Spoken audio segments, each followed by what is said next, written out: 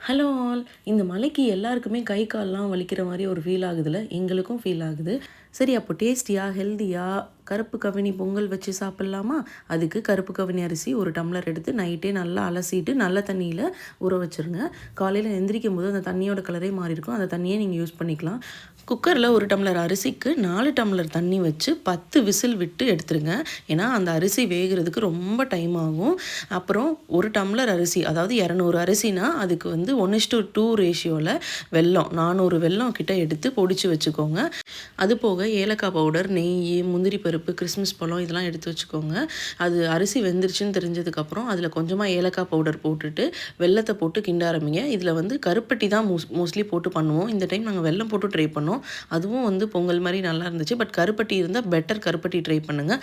நெய்யில் வறுத்த முந்திரி பருப்பு, கிறிஸ்மஸ் பழம்லாம் போட்டு கொஞ்சம் நேரம் அடுப்பில் சிம்மில் வச்சு கிண்டி விட்டுட்டே இருங்க. கொஞ்சம் நல்லா கட்டியாக உங்களுக்கு என்ன கன்சிஸ்டன்சி வேணுமோ அதில் வந்துடும். அதுக்கப்புறம் எடுத்து வச்சு சர்வ் பண்ண வேண்டியதான். இதில் கால் வலி, மூட்டு வலி, அதுக்கப்புறம் இம்யூனிட்டி பவர்னு சொல்லிட்டு ஏகப்பட்ட நல்ல விஷயங்கள் வந்து இந்த கருப்பு கவினியில் இருக்குது. ராஜாக்களே சாப்பிட்றாங்கன்னு சொல்கிறாங்க. நம்ம வாரத்தில் ஒரு நாள் எடுத்துக்கிறதுனால ரொம்ப நல்லது. இதை போய் அப்பாவுக்கு கொடுக்கலாமா? பா, கால் வலிக்குதுன்னு சொன்னீங்கல்ல, இந்த கருப்பு கவினி பொங்கல் சாப்பிட்டு பாருங்க.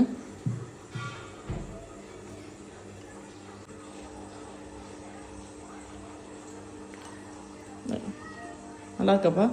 இனிப்பு எல்லாம் நல்லா சூப்பராக இருக்கா? கிட்ஸ் கூட விரும்பி சாப்பிடுவாங்க. ட்ரை பண்ணி பாருங்கள். நெக்ஸ்ட் vlogல பார்க்கலாம். பாய்.